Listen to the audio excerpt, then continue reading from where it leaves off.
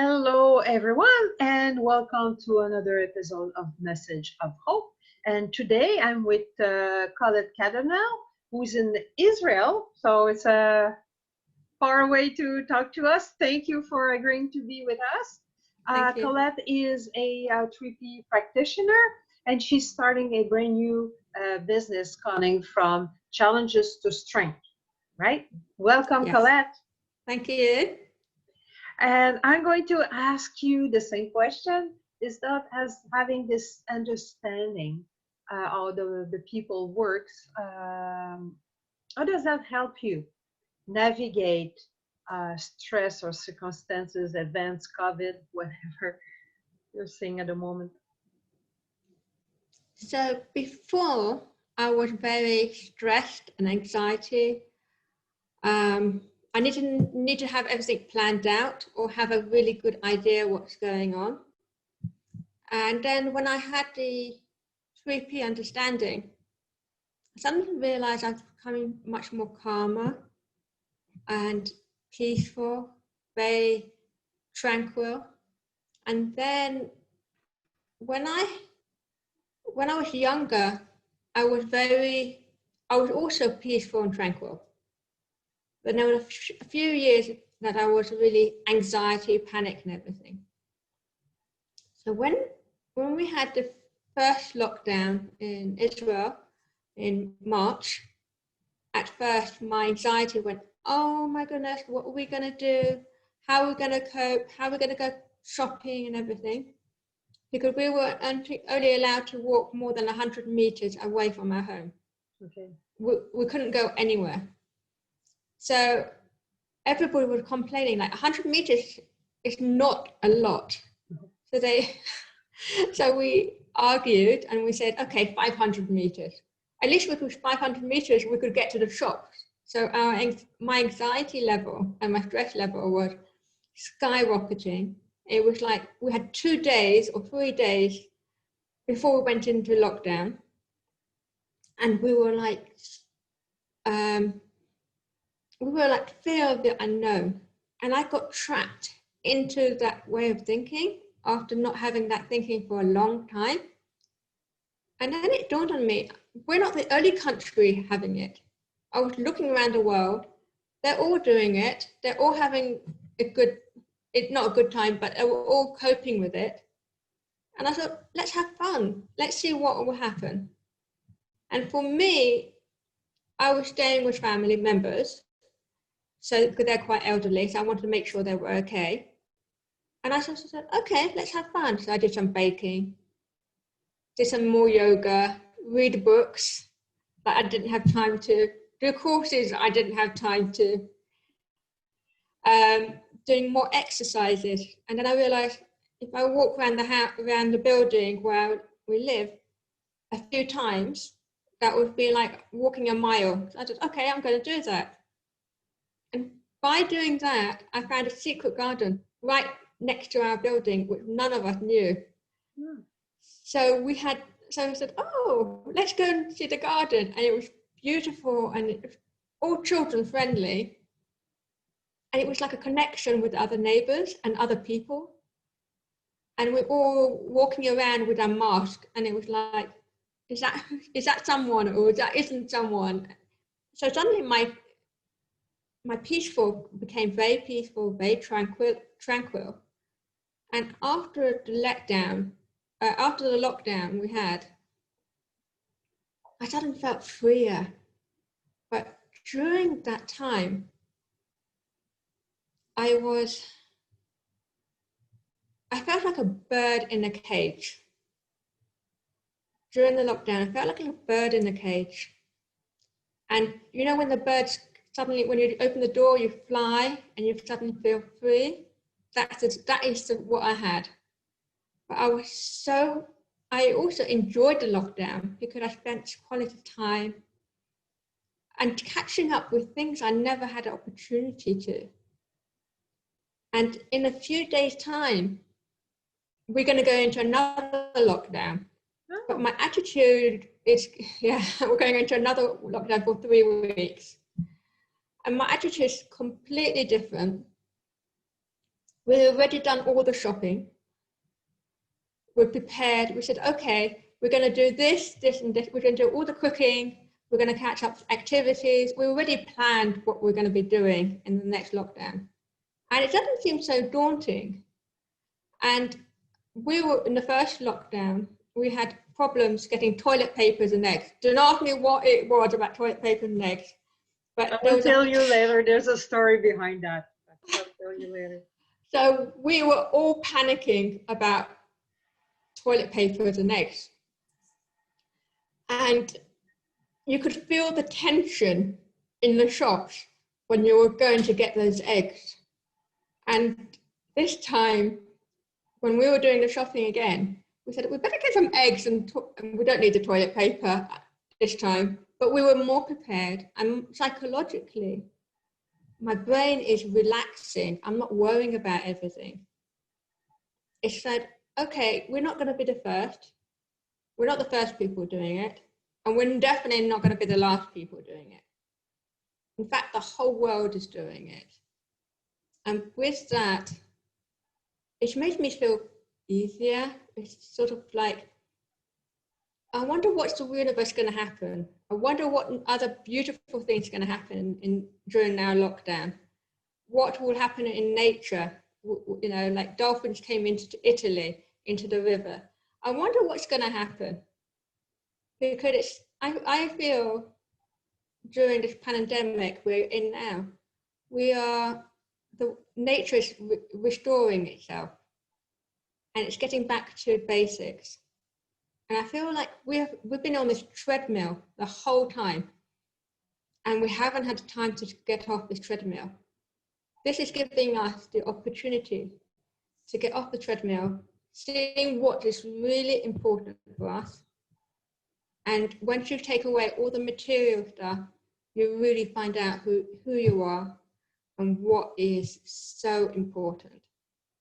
I think a lot of us, before the corona, were on this treadmill, and which was like a competition to get onto the next treadmill and the next one.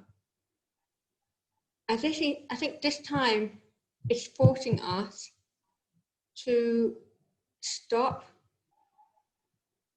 reevaluate, see what's important for us, and just concentrate on those things for the rest of our lives.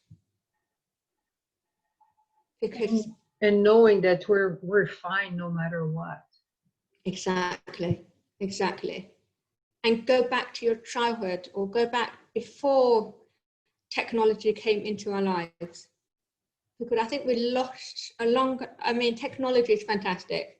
We're having this conversation all over the world. I think it's fantastic. There's pro for the technology, but it's also overtaken us and we've forgotten the basic things in life. We've forgotten what it's like to have connection with people in a different way. And I think, what I noticed, especially here, everybody's helping everybody. People went out of their way to help someone. Someone I knew made some cakes and cookies for the whole of their building, because so they know that someone was there thinking about them. Mm. And it was like a community getting together. If somebody needs something, they were there. It's like old people can't go out because it's too dangerous for them. The whole community, neighbours were saying there's someone who needs help. Everybody got there together and helped that person. I think the good thing about the corona is people come back to basic and helping people in the street, like the World War II. We're all helping our neighbours, which we lost before. People are starting to realise what their local business is, and the local people are, and supporting them, which they didn't do before. And I noticed also a lot of businesses are being affected, especially the small businesses, not so the big ones, as well as the big ones, but the small ones. And I've noticed my stress level has gone down. And I'm just enjoying the moment. yes, I do get stress and I do have anxiety thoughts and thinking, but I don't pay attention to it anymore. I used to think that these anxieties and panic attacks and stress was real.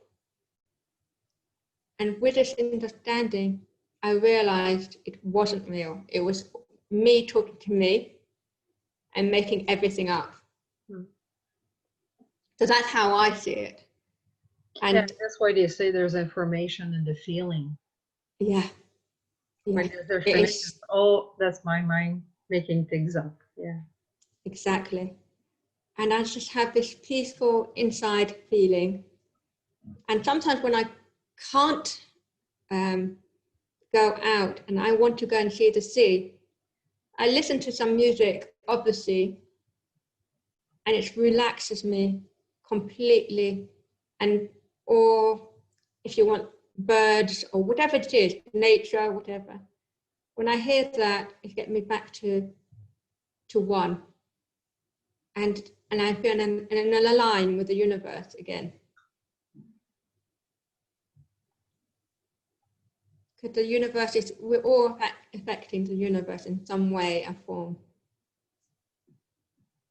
Yeah. So that is how I see the understanding has changed me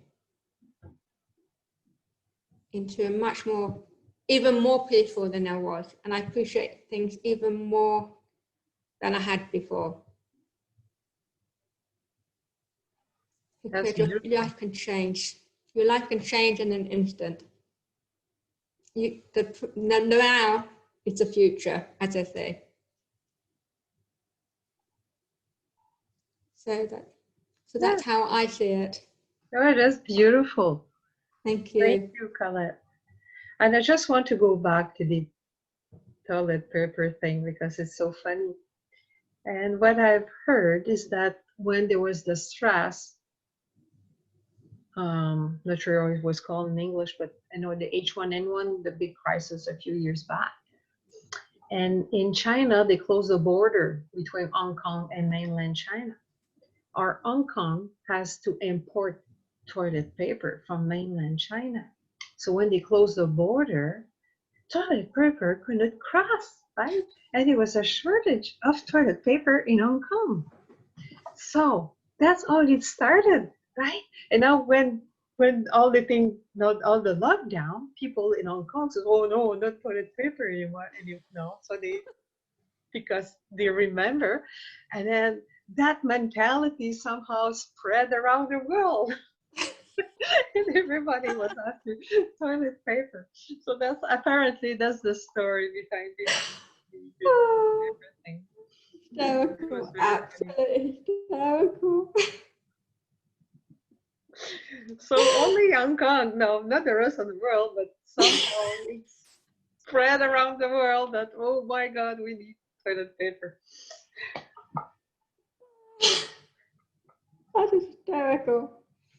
Utterly hysterical. Yeah, we make things up, right? Then exactly. Heard about Hong Kong, this, oh my God, they run out and we further stuck up. So it had nothing to do with our situation whatsoever. I know. But the funny thing is today, talking about toilet paper, somebody today had a trolley with 3 big bags of toilet paper ready for these next 3 weeks. And I'm thinking, what are you going to do with all those toilet papers? I don't want to know. I don't want to even go down there. He has enough for a year. Exactly. Well, thank you, Colette, for your time. And if people want to know more about you, want to find you, where can they find you? On my Facebook page, Challenges to Strength. And that's the best way to contact me. Thank you, Colette. Mm-hmm.